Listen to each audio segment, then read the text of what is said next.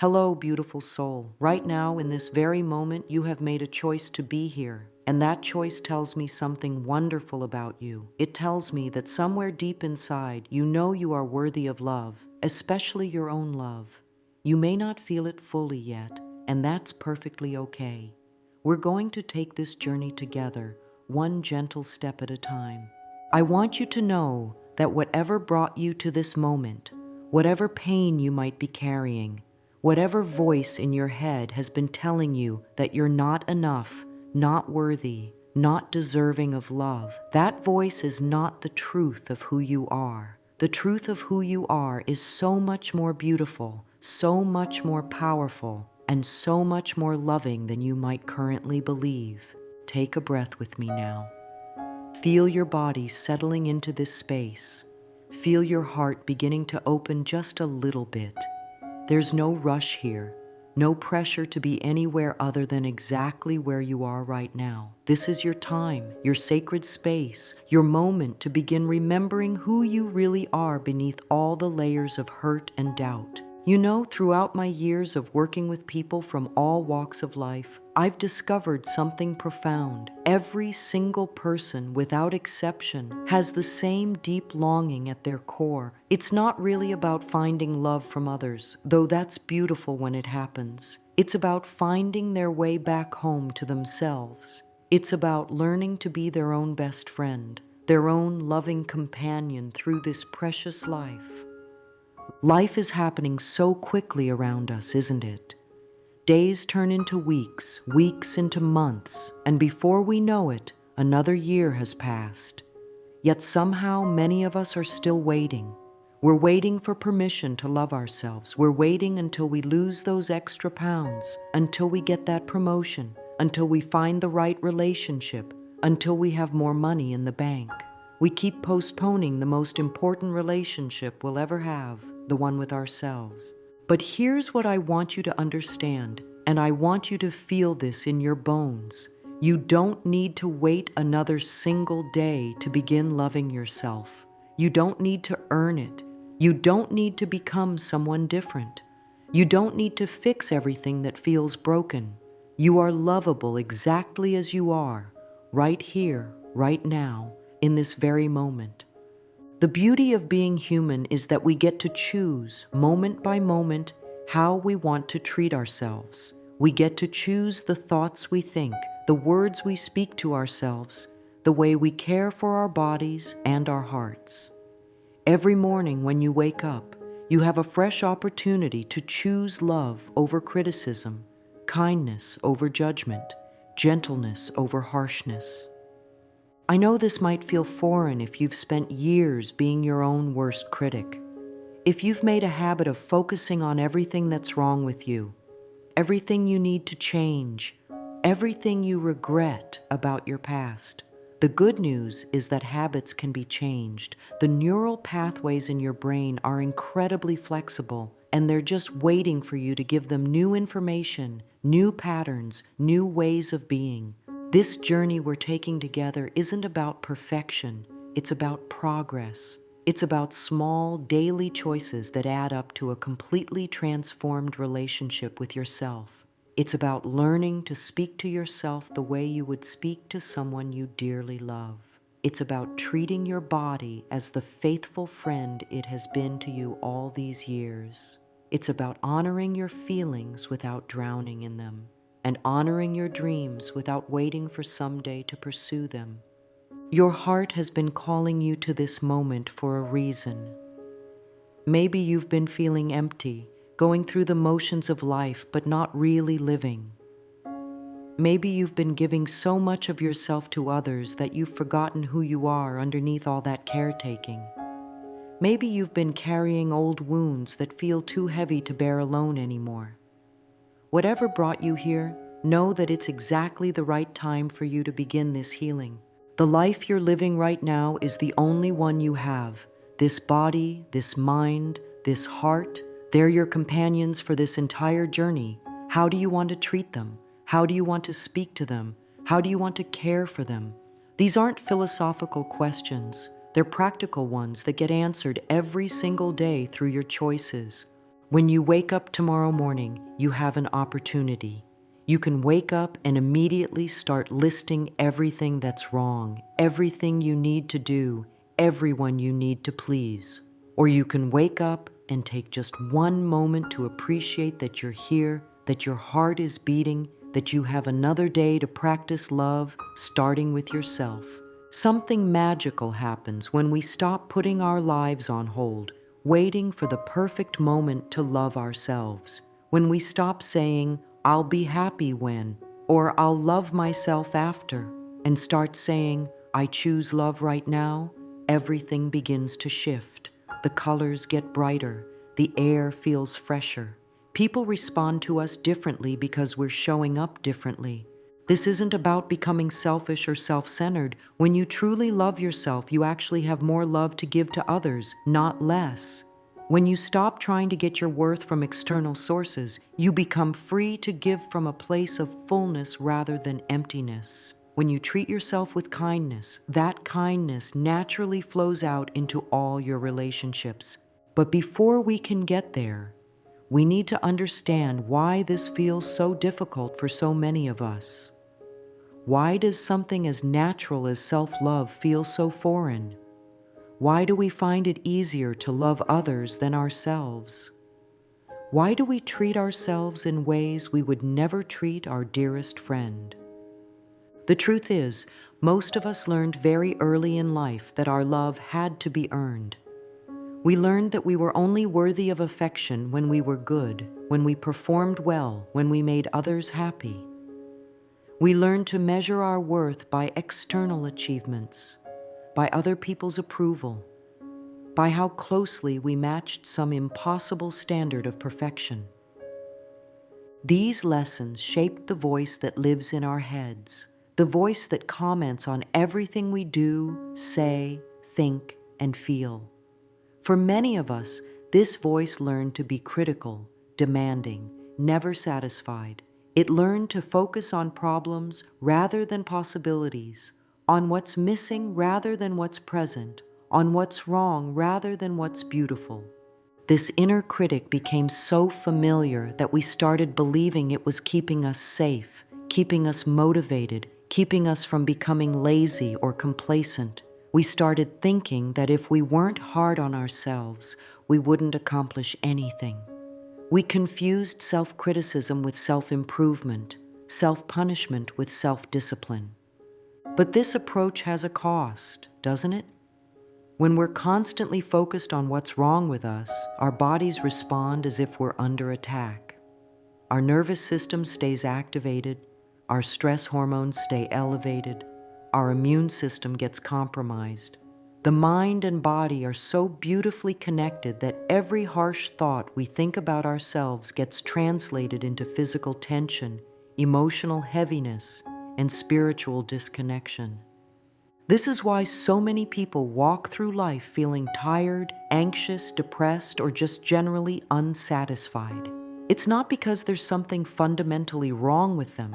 It's because they're carrying the weight of their own inner criticism, their own withholding of love, their own harsh judgment every single day. The beautiful thing about this realization is that it means we have more power than we thought. If our thoughts can create tension and suffering, they can also create peace and joy. If our inner dialogue can make us feel small and afraid, it can also make us feel expansive and brave. If we can learn to criticize ourselves, we can learn to encourage ourselves. Think about the way you speak to yourself throughout the day. What's the tone? What are the common themes? Do you catch yourself saying things like, "I'm so stupid," "I can't do anything right," "I'm such a failure," "I look terrible," "Nobody could love me like this"? These thoughts might feel true in the moment, but they're not facts.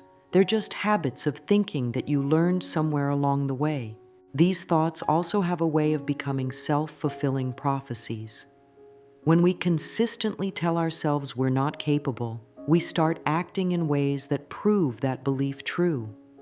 When we tell ourselves we're not lovable, we push love away or settle for treatment that confirms our unworthiness. When we tell ourselves we don't matter, We start living small, hidden lives that don't reflect our true magnificence. But what if you could learn to be as patient with yourself as you are with a beloved child who's learning to walk? What if you could learn to encourage yourself the way you encourage your closest friend? What if you could learn to see your mistakes as opportunities to grow rather than evidence of your inadequacy? This shift doesn't happen overnight, and it doesn't require you to suddenly think you're perfect. It simply requires you to begin treating yourself with basic human kindness. It requires you to start noticing when that critical voice gets loud and learning to respond to it differently. It requires you to start experimenting with new ways of thinking and speaking to yourself. Your body has been listening to every word you've said to yourself, storing every emotion you've felt, responding to every belief you've held about your worth. It's been doing its best to keep you alive and functioning despite the stress of living with constant self-criticism.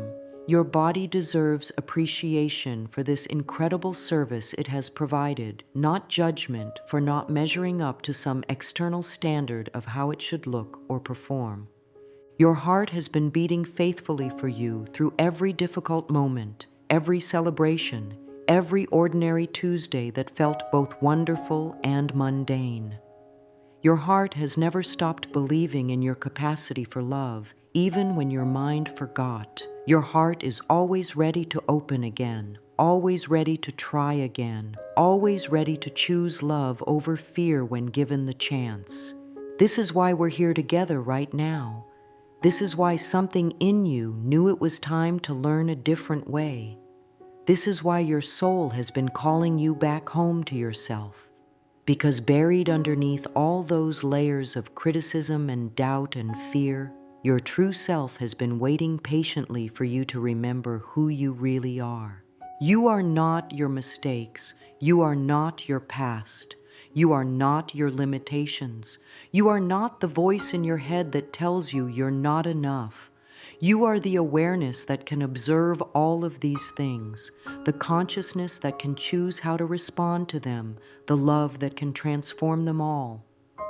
The beautiful truth is that self-love isn't some grand gesture you need to master all at once. It's not about suddenly having unwavering confidence or never feeling doubt again. Self-love is actually made up of thousands of tiny choices, small moments throughout each day where you get to decide how you want to treat yourself. It's in the morning when you first wake up and choose your first thoughts. It's when you're getting dressed and choose the words you say to your reflection. It's when you make mistakes and choose whether to beat yourself up or learn with compassion. These daily choices might seem small, but they're creating the foundation of your entire life experience. Each time you choose kindness over criticism, you're literally rewiring your brain. Each time you choose to speak gently to yourself instead of harshly, you're strengthening new neural pathways. Each time you choose to appreciate something about yourself instead of focusing on flaws, you're building a new internal reality. What would it look like to start your day by placing your hand on your heart and simply saying, "Good morning, beautiful soul. Thank you for another day"? What would change if, instead of rushing to the mirror to find fault, you looked at yourself with the same tenderness you'd show a dear friend? What would shift if you chose to feed your mind nourishing thoughts the same way you try to feed your body nourishing food? Self-love can be as simple as taking 5 minutes in the morning to sit quietly and breathe.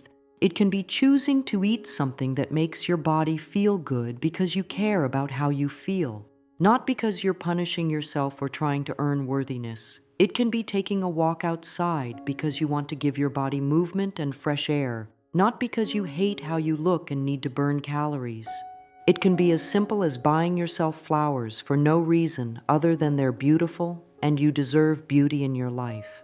It can be taking a warm bath and allowing yourself to relax without feeling guilty about being unproductive. It can be saying no to things that drain your energy and yes to things that fill you up. even when others don't understand your choices. These acts might feel selfish at first, especially if you've been taught that taking care of others is more important than taking care of yourself. But there's a difference between selfishness and self-care. Selfishness takes from others to fill an empty cup. Self-care fills your own cup so you have more to offer from a place of overflow rather than depletion.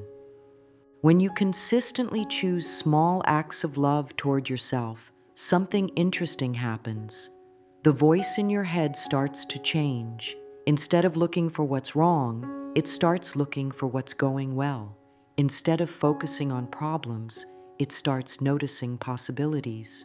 Instead of anticipating failure, it starts believing in your capacity to handle whatever comes your way.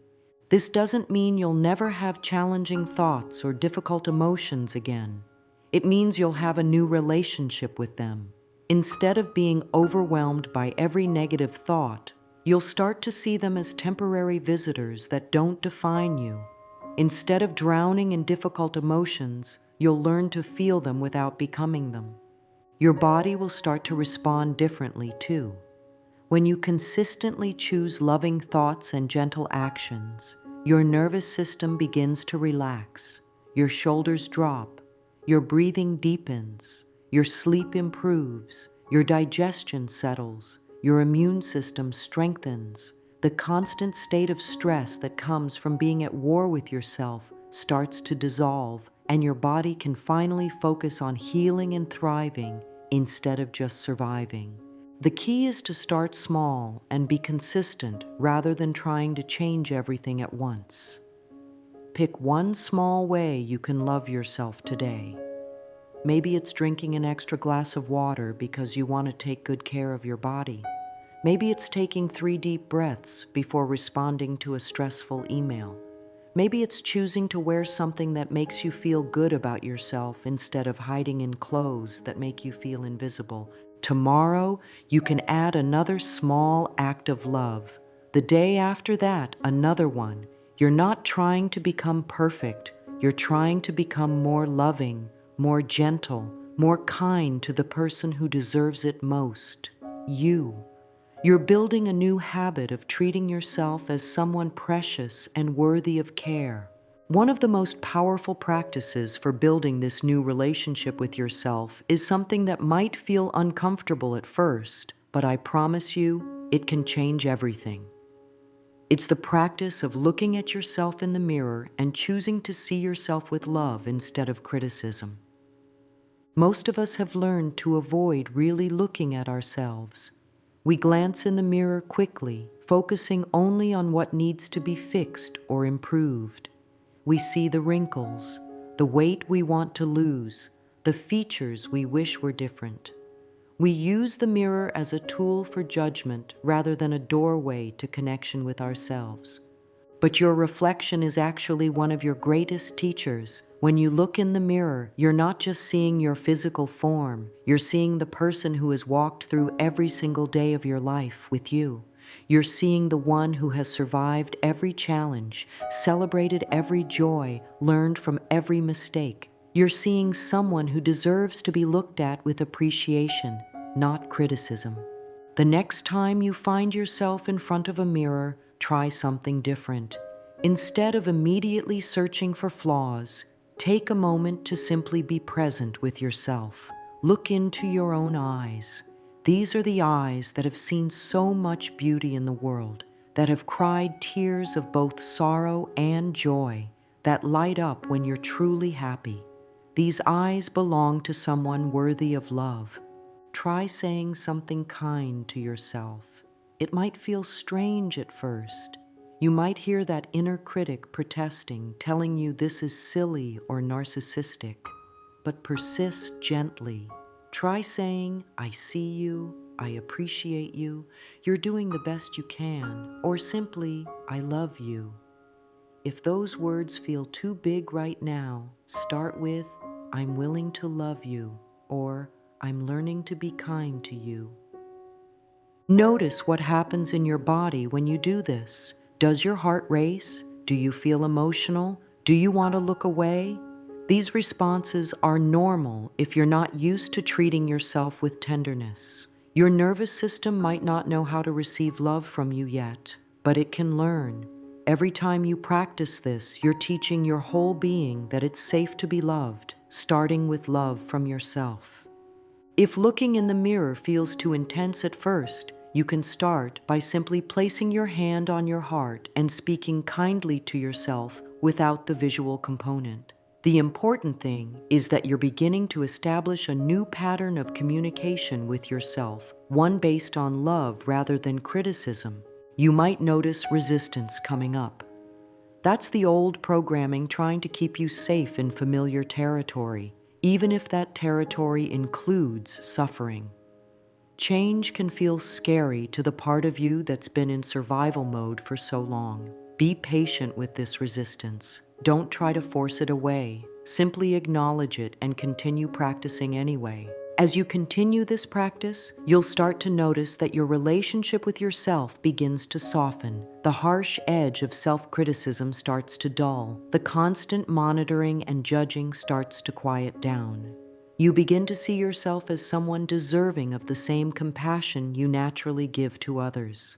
This practice also starts to change how you move through the world.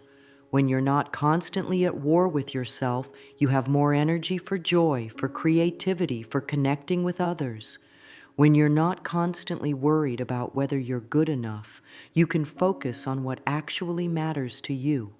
When you stop waiting for permission to love yourself, you start living with more freedom and authenticity. But sometimes, even as we begin to practice self-love, we find ourselves stuck in patterns from the past. We carry old wounds, old stories, old beliefs about ourselves that keep pulling us back into familiar pain.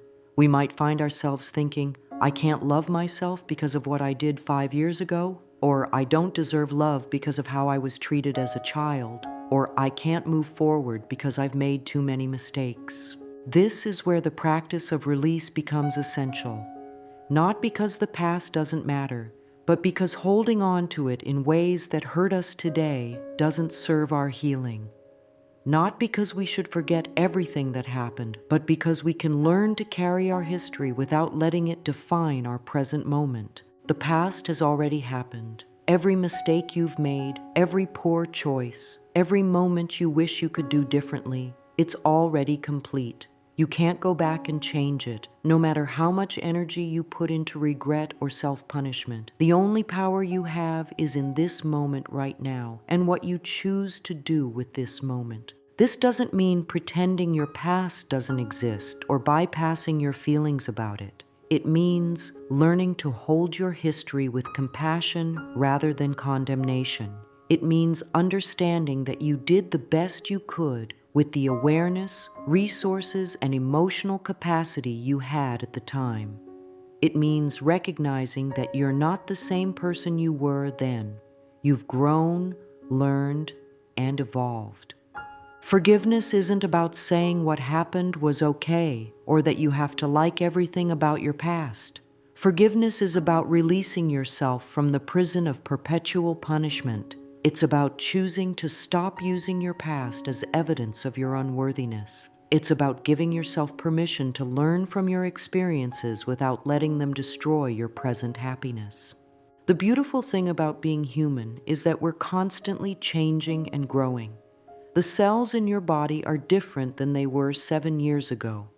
Your thoughts, beliefs, and understanding have evolved. Your capacity for love, wisdom, and compassion has expanded. You are literally not the same person who made those choices you regret, even if you're living in the same body with the same name. When you hold on to guilt and shame about your past, you're essentially punishing today's version of yourself for choices made by previous versions of yourself.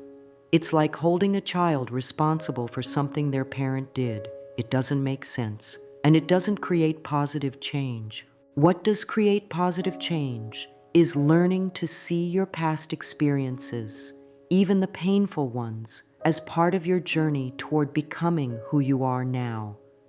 Every experience has taught you something, even if the lesson was simply what you don't want in your life. Every challenge has built strength and resilience in you that you might not have developed otherwise. Every mistake has given you opportunities to practice self-compassion and forgiveness. This doesn't mean you have to be grateful for trauma or abuse or genuine harm that was done to you. It means you can acknowledge that despite these experiences, you're still here. You survived. You kept going. You found ways to cope and heal and grow. That's something worthy of appreciation, not criticism. When old stories start playing in your mind, when that familiar guilt or shame starts to rise up, you can gently remind yourself that you're safe to let these old patterns go. You don't need to keep carrying this pain as proof of your accountability or your understanding of right and wrong. Your commitment to living differently now is proof enough. You can create new stories about who you are and what's possible for your life. You can choose to see yourself as someone who learns from experience rather than someone who's defined by mistakes. You can choose to see yourself as someone who's growing and healing rather than someone who's permanently damaged. You can choose to see yourself as someone worthy of love and belonging rather than someone who has to earn these things through perfect behavior. Your mind is like a beautiful garden, and just like any garden, it needs daily tending to flourish. Every thought you think is like a seed you're planting in the soil of your consciousness. Some seeds grow into flowers that bring beauty and joy to your life. Others grow into weeds that crowd out the good and make it hard for anything beautiful to thrive. The wonderful news is that you get to choose which seeds you plant, and you get to decide how you want to tend your inner garden. For too long, many of us have let our mental gardens grow wild. We've allowed old limiting beliefs to take root and spread. We've let critical thoughts multiply unchecked. We've given more water and attention to our fears and doubts than to our dreams and possibilities. But starting today, you can become the loving gardener of your own mind. Just as a gardener doesn't expect to plant seeds one day and have a perfect garden the next, this process requires patience and consistency. You're not trying to transform your entire mental landscape overnight. You're simply beginning to notice what's growing in there and making conscious choices about what you want to cultivate. When you catch yourself thinking something harsh or limiting, you can gently acknowledge it without judgment and then choose to plant a different seed. If you notice the thought, "I always mess everything up," you can say, "Thank you for trying to protect me, but I choose to think, I'm learning and growing with each experience." If you hear, "Nobody could love me," you can respond with, "I am worthy of love exactly as I am." These new thoughts might not feel true immediately, and that's perfectly normal. You're not trying to convince yourself of something false. You're simply practicing new ways of thinking, creating new pathways in your brain that will become more natural with repetition. Just like learning to play a musical instrument or speak a new language, learning to think loving thoughts takes practice. One of the most powerful tools for tending your inner garden is the practice of affirmations. These are simply positive statements that you repeat to yourself, helping to replace old negative programming with new supportive beliefs. The key is to choose affirmations that feel authentic to you and speak them with genuine intention, not just as empty words. You might start with simple affirmations like, "I am worthy of love and respect," or "I treat myself with kindness and compassion," or "I am learning to see my own beauty." You can say these while looking in the mirror, while taking a walk, while lying in bed before sleep, or any time you need to redirect your mental energy toward love. Some days your affirmations will feel powerful and true. Other days they might feel forced or untrue. Both experiences are part of the process. On the days when they feel untrue, you're not doing anything wrong. You're simply uncovering old beliefs that are ready to be released. Keep speaking your affirmations anyway, knowing that you're planting seeds that will grow in their own perfect timing. Your inner garden also needs to be fed with nourishing experiences and information. Just as you wouldn't expect a plant to thrive on junk food, your mind needs healthy mental nutrition. This means being conscious about what you read, watch, and listen to. It means surrounding yourself with people who support your growth rather than tear you down. It means choosing activities that feed your soul rather than drain your energy. You can nourish your inner garden by reading books that inspire you, listening to music that lifts your spirit, spending time in nature that reminds you of your connection to something larger than yourself. You can feed your mind with stories of healing and transformation, with ideas that expand your sense of what's possible, with art and beauty that touch your heart. Pay attention to how different inputs affect your mental garden. Notice which conversations leave you feeling energized and which ones leave you feeling drained. Observe which activities help your loving thoughts flourish and which ones water the weeds of self-doubt. You have more control over your mental environment than you might realize, and exercising this control is an important part of loving yourself. Remember that tending your inner garden is not about perfectionism or control. Gardens have seasons. Sometimes there will be periods of abundant growth and blooming. Sometimes there will be seasons that feel more dormant or challenging. Sometimes unexpected storms will come through and disturb what you've planted. This is all part of the natural cycle, and it doesn't mean you're doing anything wrong. The key is to stay committed to the process of gentle, consistent care. When difficult thoughts arise, you don't need to fight them or pretend they don't exist. You can acknowledge them like clouds passing through the sky of your awareness, and then consciously choose to water the seeds of love, hope, and possibility that you want to see grow. As you continue to tend your inner garden with love and patience, you'll start to notice that the landscape of your mind becomes more beautiful, more peaceful, more supportive of who you're becoming. The critical voices that once dominated will become quieter background noise, while the loving voices become stronger and more prominent. Throughout this entire journey of learning to love yourself, there's one companion that has been with you every single step of the way, faithfully supporting you through every joy and challenge. This companion is your body, the physical form that houses your spirit, that carries you through each day, that has never once given up on you, even when you've given up on it. Your body has been your most loyal friend from the moment you were born. It learned to walk when you wanted to explore. It learned to run when you wanted to play. It has digested countless meals, breathed countless breaths, and healed countless cuts and bruises without you ever having to think about it. It has carried you through celebrations and sorrows, adventures and quiet moments, successes and failures. Yet so many of us have learned to see our bodies as enemies rather than allies. We focus on what we think is wrong with them instead of marveling at what they do right. We criticize their appearance instead of appreciating their function. We push them to exhaustion instead of giving them the rest they need. We feed them things that hurt them and then wonder why they don't feel good. Your body deserves so much better than this treatment. It deserves to be spoken to with kindness. It deserves to be fed nourishing food, not because it needs to be punished into a different shape, but because it has served you so faithfully and you want to give it good fuel. It deserves movement not as punishment for eating, but as a celebration of what it can do. Think about your heart beating steadily in your chest right now. It has been beating for you every moment of every day since before you were born. It has never taken a vacation, never called in sick, never decided it was too tired to do its job. Your heart deserves gratitude, not criticism about the chest it beats within.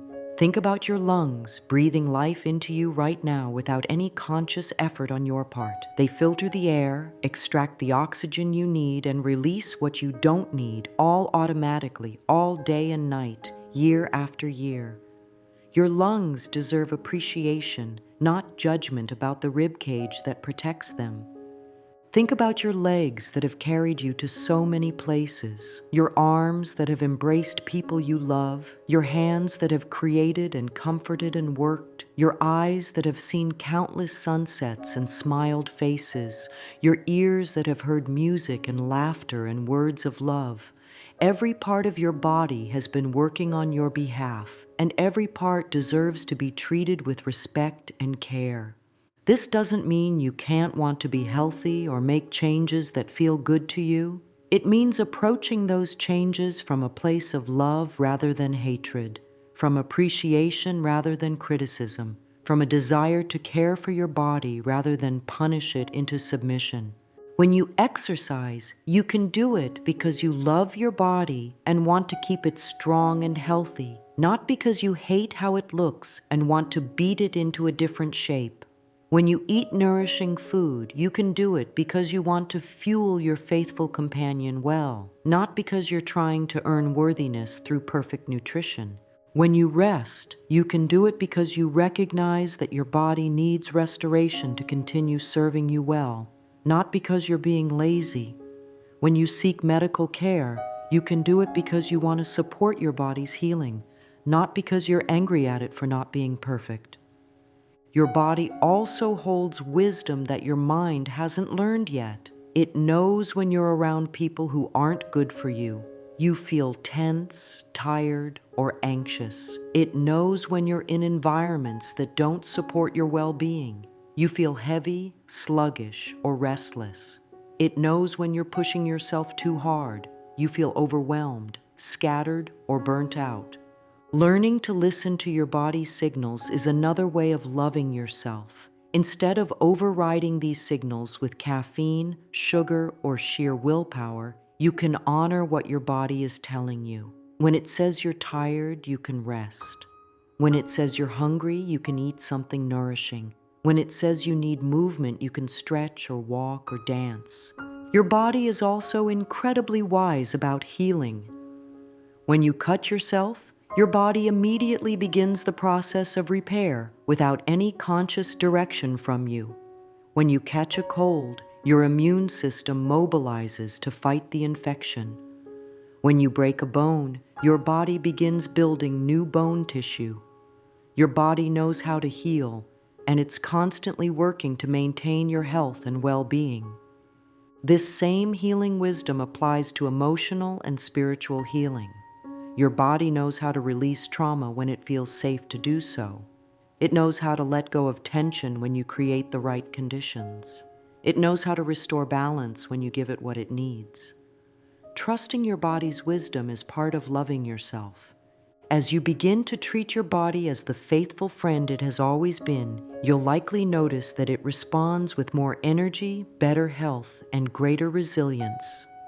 When you stop fighting against your body and start working with it, everything becomes easier. When you stop seeing it as something to control and start seeing it as something to cherish, your entire relationship with yourself begins to heal. Now that you understand the importance of tending your inner garden and honoring your faithful body, it's time to create a sustainable practice that brings all of these elements together.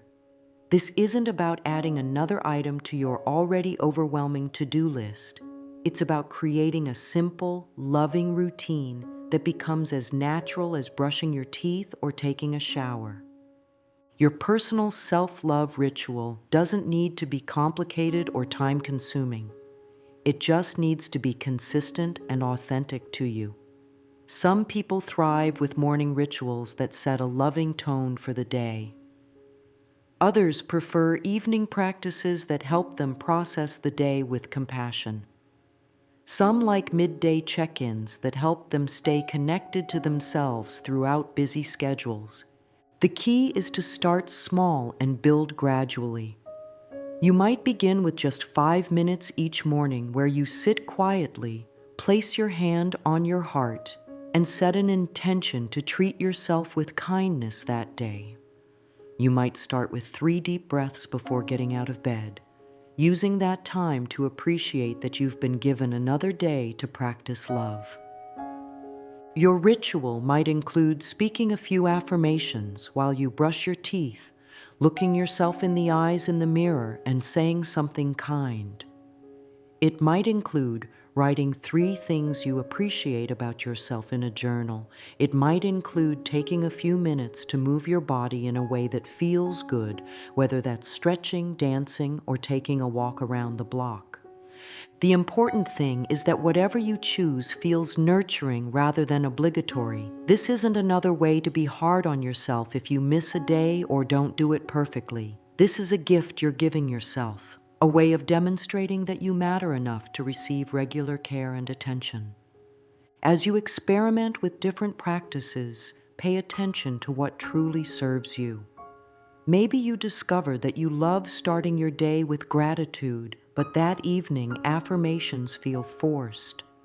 Maybe you find that journaling feels wonderful, but that meditation feels frustrating right now. Honor what works for you and let go of what doesn't, without judgment. Your ritual will likely evolve as you do. What serves you now might be different from what serves you in 6 months or a year. Stay curious and flexible, always coming back to the question, what would be most loving for me right now? Sometimes you might need practices that energize you when you're feeling depleted. Other times you might need practices that soothe you when you're feeling overwhelmed.